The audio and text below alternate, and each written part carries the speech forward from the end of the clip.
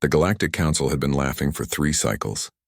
Commander Elsa Chen stood at the viewport of the Defiance, watching the swarm of enemy vessels coalesce around Earth like locusts preparing to feast.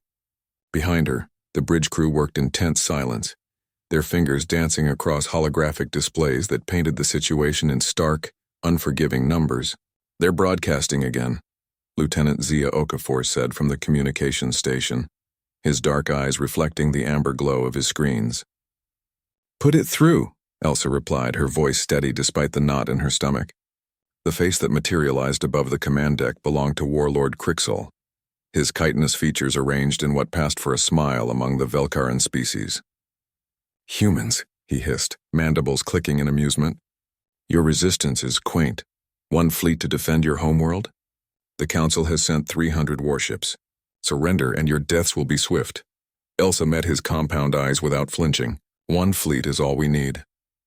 The transmission erupted with the sound of alien laughter, not just from Crixol, but from dozens of other species who had gathered to witness humanity's final stand. The Velkara, the Thros, the Mentari Collective, all the powers who had deemed humanity too dangerous, too unpredictable, too aggressive to be allowed into their ordered galaxy. "Record this moment," Crixol wheezed between bursts of laughter. "Let history remember 1 fleet can't stop us," are the last words of a delusional species. The transmission cut off. Zia turned to face Elsa, and she saw her own determination reflected in his expression. They had served together for 8 years through the First Contact Wars, through humanity's brutal education in the realities of galactic politics, through every humiliation the Council had inflicted upon their species. "All ships report ready," Zia said quietly. 73 vessels, crew complement of 42,000. Against their 300. Elsa nodded, then activated the fleet-wide channel. Her voice carried to every human ship orbiting Earth, cruisers, destroyers, carriers, and the handful of dreadnoughts that represented humanity's entire naval capacity. "This is Commander Chen. You all heard what they think of us. You've all seen the odds." She paused, feeling the weight of 42,000 lives hanging on her words. "The Galactic Council believes in rules. They believe in order. They believe wars are won by superior numbers and established tactics." Her hand tightened into a fist. "But they've never fought humans before. They've never faced a species that learned warfare in the cradle of gravity wells and atmospheric friction. They've never encountered minds forged by 10,000 years of conflict on a single, unforgiving world." On the tactical display, the enemy fleet began its approach, a textbook formation. Perfectly executed, utterly predictable. "They laugh at our single fleet," Elsa continued, her voice rising. "They don't understand that every human ship is crewed by beings who evolved to hunt, to adapt, to survive. They see numbers. We see opportunities. Enemy fleet entering weapons range in 90 seconds, Zia reported. Elsa took a breath. All ships execute Protocol Chaos. What happened next would be analyzed in military academies for generations. The human fleet didn't form up in defensive patterns. Instead, each ship became an independent actor, moving with impossible precision through 3-dimensional space. Where the Council fleet expected formation warfare, they encountered something they had no doctrine for: controlled anarchy. The Defiance dove beneath the enemy vanguard, railguns spitting projectiles at relativistic speeds. The Council ships, designed for energy weapon exchanges, had shields calibrated for particle beams and plasma. The solid slugs punched through their defenses like paper. Zia's hands flew across his console, uploading targeting data to all ships. Their shield generators are portside amidships, exactly where our intelligence predicted. Because that was humanity's other advantage. They learned.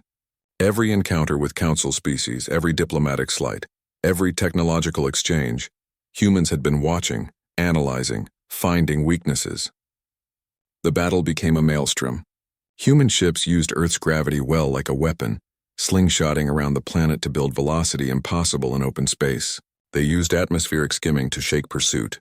They launched missiles that behaved like asteroids until the last moment, then split into submunitions that overwhelmed point defense systems. Their formation is collapsing, someone shouted from tactical. Elsa watched the display with cold satisfaction. The Council fleet outnumbered them 4-1, but they were hamstrung by their own doctrine. They couldn't adapt, couldn't improvise, couldn't think like predators. Humans could. An hour into the battle, Warlord Crixal's flagship tried to retreat. Zia intercepted their transmission, not to Earth but to the Council homeworlds. "This isn't warfare." Crixal's voice trembled with something that might have been fear.